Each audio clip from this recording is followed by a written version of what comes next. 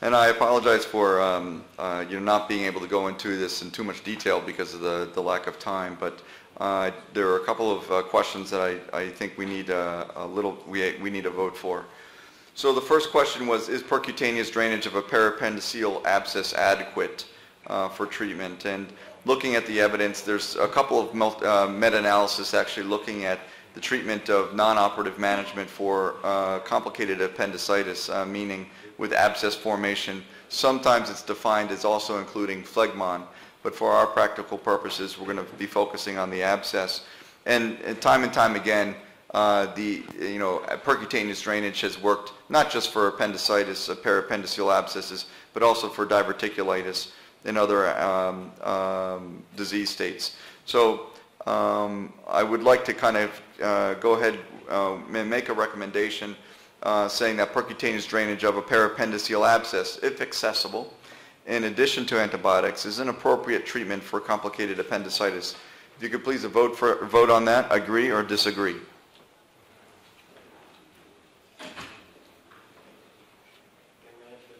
Can we have the voting? Can we have the voting system? Okay.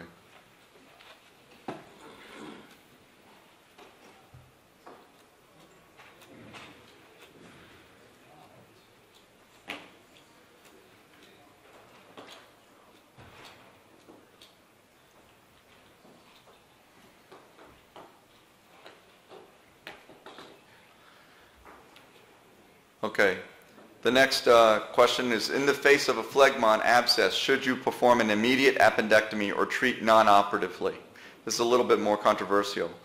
There was a meta-analysis done not just by Anderson, but there were two major meta-analyses done, one in 2007, which included 61 studies, and then there was another one done in 2011 that I had shown you actually back here, which specifically looked at duration of hospitalization, which favored, it certainly was difficult to make a generalization statement about hospitalization days, length of stay, and antibiotic use. But certainly overall complications and bowel obstruction favored conservative treatment. That's what CT meant, actually. It's not CT scan. And also wound infection and pelvic abscesses was also favored by doing conservative treatment versus an acute appendectomy during the acute phase. So there were two large meta-analyses that actually said that that supported this statement that, sorry, let me move forward here, that supported the statement that non-operative management in the face of a large phlegmon or abscess cavity would be safe and reasonable to do, as opposed to going in and doing an appendectomy in the face of that acute setting.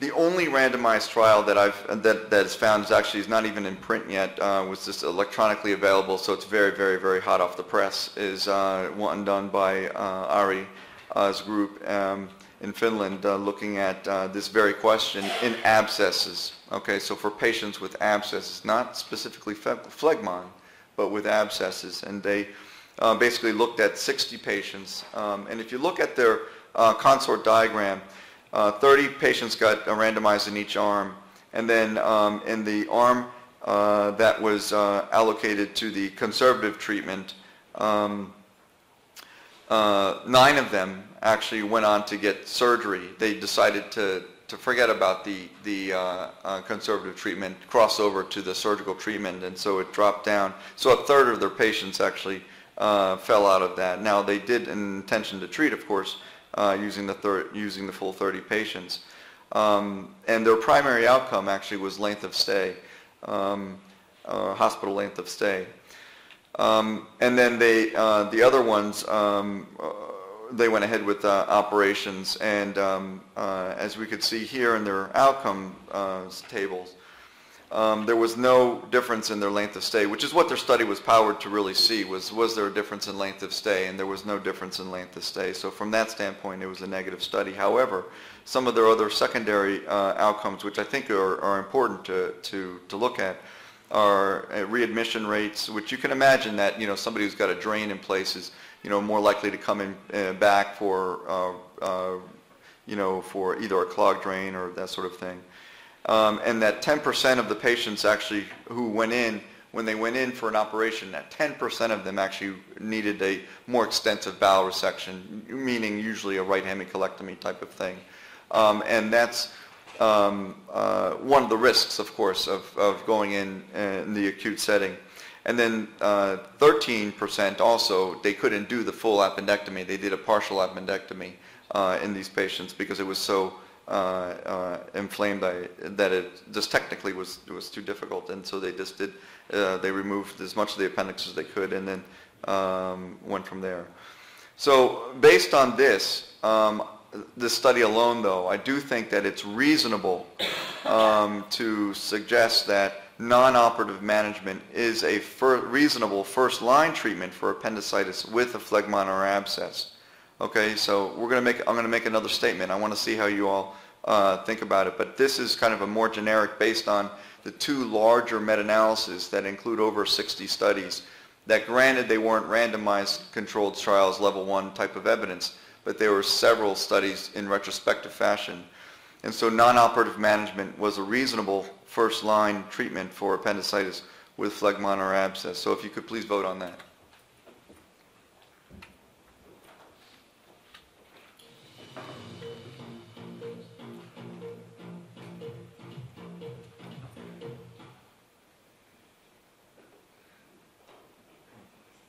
Okay. The next statement is actually based on this study done by Ari's group, and was that operative management of acute appendicitis with a phlegmon or abscess is also a safe option because there weren't any major complications associated with the early appendectomy.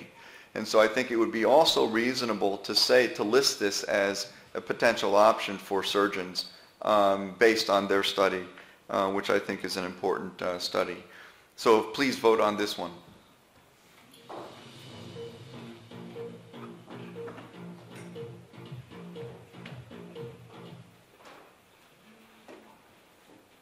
Okay. So after non-operative management of complicated appendicitis, should there be an interval appendectomy? Was a question that was also posed to me.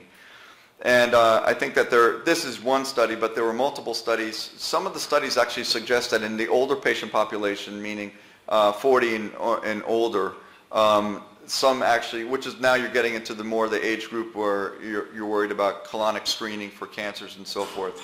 Although the incidence of colon cancer was extremely low in many of these studies, and the meta-analysis and the pooled data, it was about 1%.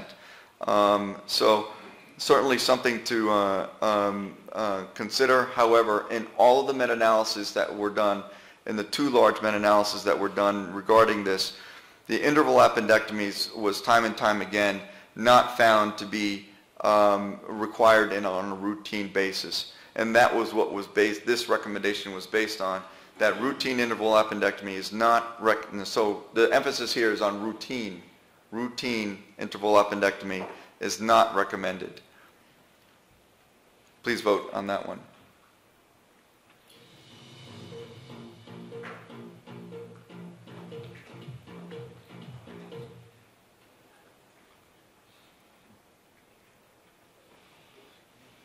Okay. And then for those patients with recurrent symptoms, this is where the indication for the recurrent, rather the interval appendectomy was in fact suggested. So this is not the routine interval appendectomies, but rather selective interval appendectomies was recommended for those with recurrent symptoms. Please vote on this one.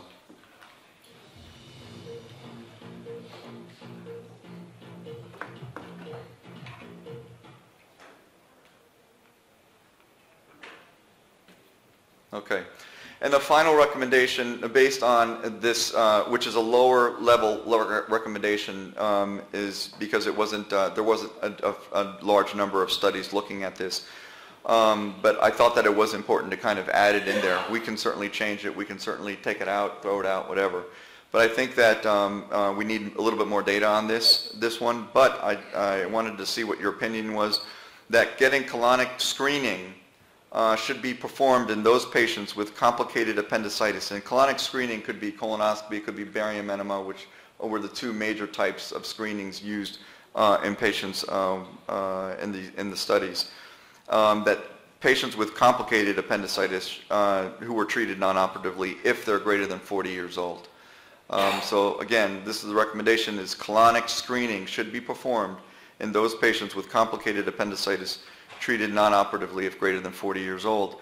And this was in patients, and this was a lower level recommendation, of course. So please vote on this one.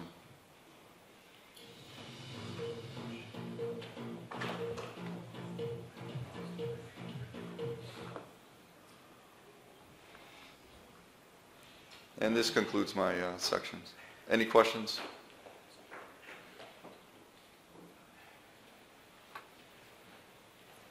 Any questions? Luca?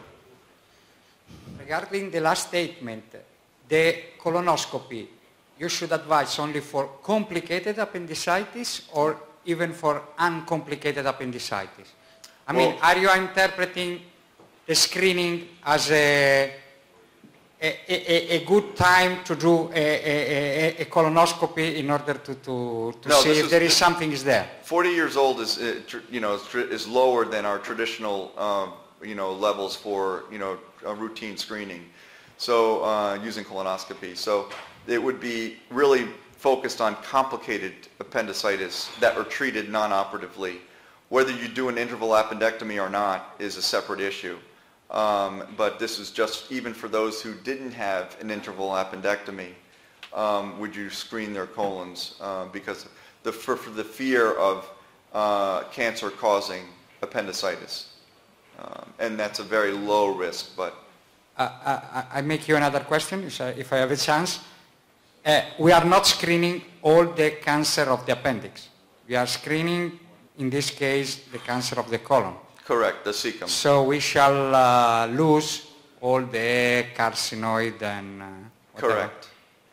Correct. All right. Okay, thanks, Dr. de Moya, for this